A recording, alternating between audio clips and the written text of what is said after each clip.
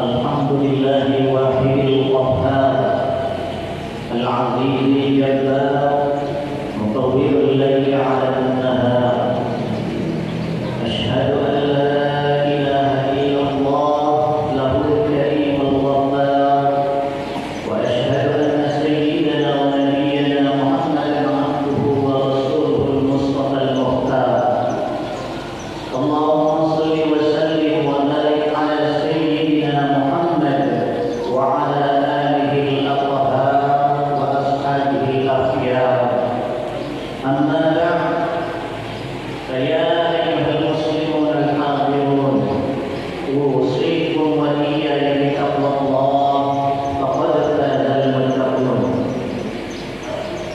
قال الله تعالى في كتابه الكريم أعوذ بالله من الشيطان الرجيم ورتل القرآن ترتيلا وقال النبي صلى الله عليه وسلم خيركم من تعلم القرآن وعلمه صدق الله العظيم وصدق رسوله النبي الكريم ونحن على ذلك من الشاهدين والشاكرين والحمد لله رب العالمين. Kaum muslimin sidang Jumat rahimahumullah, lewat mimbar khutbah yang mulia ini selaku khatib mengingatkan kepada kita semua untuk senantiasa menjaga, merawat dan meningkatkan kualitas iman dan takwa kita kepada Allah Subhanahu wa taala dengan jalan berusaha semaksimal mungkin melaksanakan perintah-perintah Allah dan menjauhi segala larangannya. Salawat dan salam mari kita kirimkan kepada panutan kita, suri teladan kita, kekasih Allah, baginda Rasulullah Muhammad sallallahu alaihi wasallam. Allahumma shalli wa sallim wa barik alaihi wa ala alihi. Sidang Jumat rahimahumullah, suatu hari, suatu saat di zaman Rasulullah sallallahu alaihi wasallam, beliau mengabarkan kabar atau berita kepada para sahabat-sahabatnya. Rasulullah sallallahu alaihi wasallam bersabda, "Inna lillahi ta'ala ahlina minan nas." Ketahuilah wahai para sahabatku, sesungguhnya Allah itu mempunyai keluarga dari golongan manusia, mempunyai kerabat keluarga dari golongan manusia. Sahabat heran dan takjub, lantas bertanya kepada Rasulullah, "Man ya Rasulullah?" Siapa gerangan orang itu ya Rasulullah? Orang yang tentunya sangat istimewa, diakui sebagai keluarga oleh Allah Subhanahu wa taala. Rasulullah menjawab, qala hum ahlul Qur'an, hum ahlullahi wa khassatuh. Keluarga atau manusia yang diakui sebagai keluarganya oleh Allah Subhanahu wa taala, mereka adalah orang-orang yang gemar membaca, mempelajari dan mengamalkan isi kandungan Al-Qur'anul Karim. Itulah orang-orang keistimewaan, orang-orang spesial di sisi Allah Subhanahu wa taala yang diakui sebagai keluarganya. Kaum muslimin sidang Jumat rahimahumullah, tentu status ini, profesi ini atau kedudukan ini amatlah sangat mulia adanya. Kita ketahui Allah Subhanahu wa taala adalah Maha segala-galanya, Maha kaya, Maha pencipta, Maha raja-raja dan sebagainya. Kalaulah ada orang yang diakui sebagai keluarga terdekatnya, tentu konsekuensinya orang tersebut mempunyai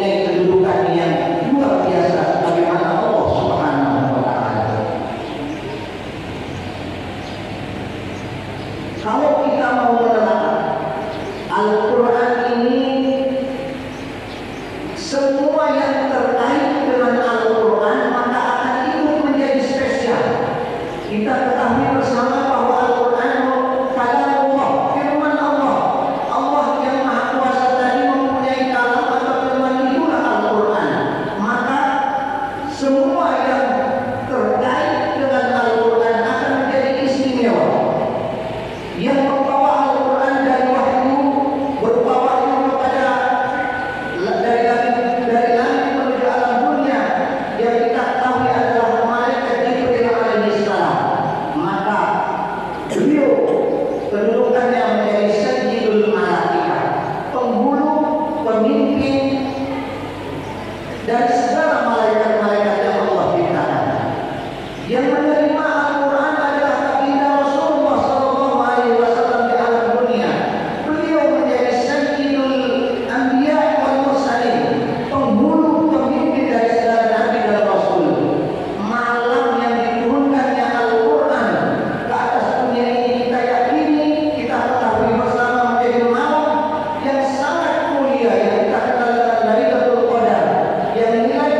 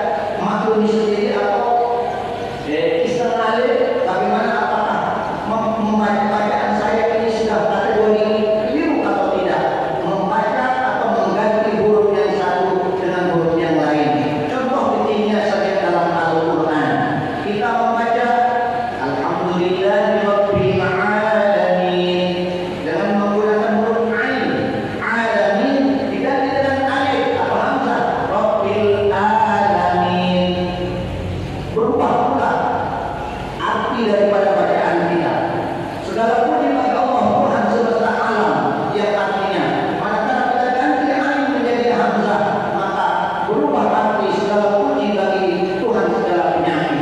Naudzubillah. Contoh lain, ihdinas siratal mustaqim. Huruf sha diganti dengan huruf shin, misalkan ihdinas siratal mustaqim. Tentu ini akan berubah arti pula. Yang tadinya berarti tunjukkanlah kami jalan yang lurus, berubah menjadi tunjukkan kami jalan ke kantor polisi.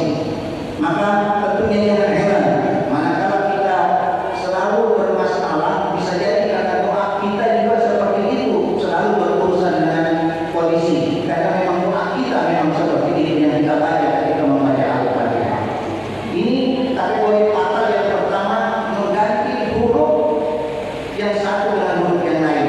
Jadi tentunya kita harus lebih biar kami belajar dan sederhananya dalam Al-Quran tidak ada kata terlambat untuk selalu belajar Al-Quran. Yang kedua, ibadatu harakatin biharakatin.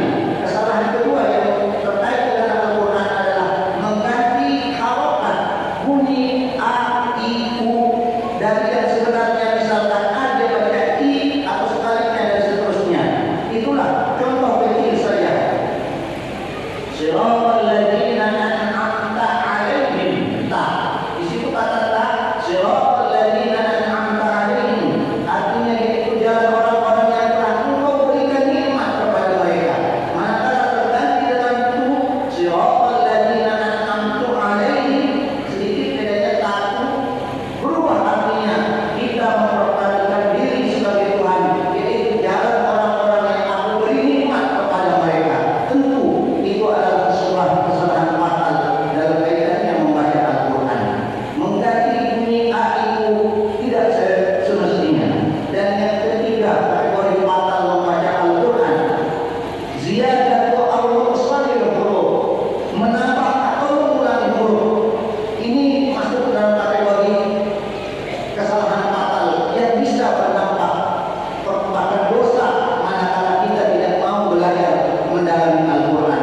Dan yang keempat, kesalahan fatal adalah ziyadatu aw nuqsanil maddi, memanjangkan yang panjang atau sebaliknya memendekkan yang panjang. Memanjangkan yang pendek atau memendekkan yang panjang. Dan ini biasa terjadi di antara kita. Sederhananya saja sebuah contoh yang sangat konkret biasa disebutkan Allahu Akbar, artinya Allah Maha Besar. Manakala kita panjangkan alifnya Allahu Akbar, berubah arti. Yang tadinya Allah Maha Besar menjadi tanda tanya, apakah Allah Maha Besar? Itulah di antara contoh yang sangat sensitif terkait dengan Al-Quran yang mempunyai kedudukan istimewa sebagai keluarganya Allah Subhanahu wa Ta'ala. 4 hal ini mudah-mudahan bisa kita ingat untuk lebih memacu dan semangat lagi mendalami, mempelajari, bahkan mengamalkan Al-Quran agar kedudukan mulia itu sebagai keluarganya Allah bisa kita dapatkan bersama. Amin ya rabbal alamin. Barakallahu li wa lakum bil Qur'anil azim. Wa nafa'ani wa iyyakum bima fihi min al-ayati wal dhikril hakim. Wa taqabbal minni wa minkum tilawatahu innahu huwal ghafurur rahim.